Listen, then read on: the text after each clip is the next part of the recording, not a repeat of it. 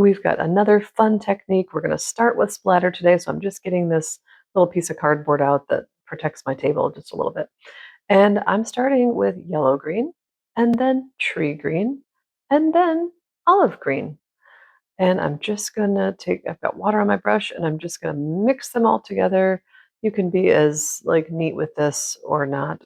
There's really no point in being neat considering what I'm gonna do next, which is bring a tissue in, but I didn't know that when I was doing this. But I also just didn't like how much the olive green kind of took over, so I wanted to lighten it up a little bit. And so I just, while this is still wet, obviously, just took a little tissue and dabbed here and there. So the color's still there, but it's going to be a little bit lighter. And it's going to be our background for our flowers today. And once that's completely dry, I am bringing in vermilion. And I just think that's a really cool color for our poppies today. And while that splatter is still wet, I am just going to very loosely do some shapes of what I consider poppies to be. I didn't even look at pictures of poppies before I did this. So this is all from memory, and I don't see a lot of poppies, to be honest. So, take it for what it is and study poppies if you would like to before you do your painting. But for me, just going to keep it loose here. I really love starting with splatter. I don't know why I don't do it more often because it just helps give you direction. Like you don't have to have a big plan, You put the splatter down and then you just decide where the flowers go. Well, the splatter kind of decides for you, and then you just play with it. All right, so while the vermilion is still wet, I am going to take some madder red, and I keep getting too much water on my brush, but finally get some madder red so you can see a little color variation there. And I'm kind of tapping it in the center, and then I tap it in places that don't make sense, but that's okay too. We're just playing. And this one I decided to make it a little bit bigger. And just play. Again, these are all, the vermilion is still wet because that allows the madder red to just kind of blend together with the vermilion. Sorry, the lighting keeps changing. This was a really cloudy day when I did this. This video and my last one, I actually painted them the same day that I posted the lilac video. All right, these are all dry now, and I'm just adding black. So, you can do a dark purple or a dark blue, whatever you want. I just wanted to do black. Love the contrast. And for my set, it's called coal black, but you can use what you've got. And for this one, I just decided to reshape the flower a little bit. So we're not going from a reference photo or anything like that. Again, I didn't even look at photos of poppies. So I'm just trying to keep them little organically shaped and flowy, and you know how poppies are, floppy. That's how I consider them anyway. And these are dry, and so adding the darker red, this is madder red again, just lets that color stand out a little bit more. Because when you do wet on wet, they're going to blend together more than show contrast. So that's what I'm doing here, adding a little bit of depth. And back to the timeline, I'm actually doing the voiceover on this one at like 4 o'clock in the morning because my husband and I are about to go out of state. But by the time this is posted, we will have been out of state and back home and had a house full of people for about a week. And then, sadly, we will have already said goodbye to our son and his family who are moving out of the country for a few years because our son is in the military. So sadly, but I'm excited for them. What an adventure and what an opportunity. Anyway, I digress. Here I am digressing. Okay, so everything's dry. And on this one, where we're going to see the bottom of the flower, just kind of putting a little green there. And then I'm just going to do some wobbly little stems on each of these flowers. I don't know that they're really wobbly. They feel like wobbly flowers to me. I messed that stem up, which I was sad about, but I'm gonna grab my tissue and just kind of blot it because it went over the flower. It's fine. It's fine.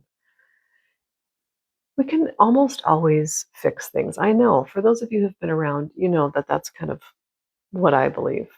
But for those of you who like mess up, just know that I always mess up too, and I always leave them in because that's just part of it. We're playing. All right, we're going to do some that haven't blossomed yet, and You know how they're kind of like droop over like that? I just think poppies are so charming. Oh, and the color I'm using for this green is a tree green mixed with a tiny bit of olive green. And so, because I wanted it to be nice and dark, just going to do another little blossom here. And then I'm going to, listen, I don't know what the leaves of poppies look like. So I'm just kind of doing some little swoopy, they almost look like grass or I don't know. This is just what I wanted it to look like. It's most likely not accurate at all about what poppies look like, but I wanted this to be like little flowy dancing flowers, and that's what they look like to me. So you can do whatever you'd like. I'm just going to make this looked a little bit skinny for me. So I am going to just kind of give it a little more strength here to hold that new little flower up. And you could leave it like this if you want. I could have too, but I'm going to add more splatter. It just looked a little, I don't know, empty down there. So just adding some of that green splatter, and you might think I overdid it. I might think I overdid it, but I also like how it turned out. All right, for this one, I am going to add some pen detail unlike our last video, but I've got a size 02 Micron black, and I'm going to hold it up high here. Do you see? Because I'm trying to not have a lot of control. I like just wonky shapes, and so when you hold it up a little bit higher, you don't have control, and I like it. I love that. And you might be like, oh my gosh, you can't do it like that. You got to get right around the edges, and you sure can if you want to. But I want it to be wonky, and sometimes my brain won't let it do it, so I have to hold my pen a certain way that it will let me do it. If you're new here, I add pen to almost every painting that I do. Often it's a black Micron pen of some sort, and I also often add white gel pen. So you can expect that if you decide to stick around with us here.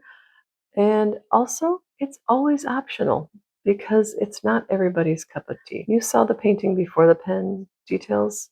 It was great.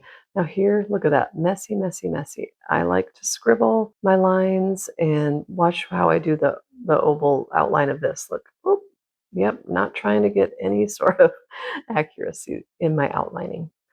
This just finishes a painting for me. And I don't know, just scribbling the lines to me, in my mind, gives it like a sketchy feel to it. And it just, I don't know, it just gives it a carefree look to me. And sometimes we don't have that naturally. And so I think this just adds to it, you know? It's like, kind of like, yeah, it's not perfect, but I meant it to be not perfect. So look at that. Anyway, you know, sometimes I laugh at myself because I have that frame of mind, and also I laugh because I don't think I have the ability to do realistic paintings, and so then I just embrace my very imperfect paintings and just tweaking again. Sometimes I don't know when to stop, but if you've been around here, you know that. All right, now we're going to sign it and number it.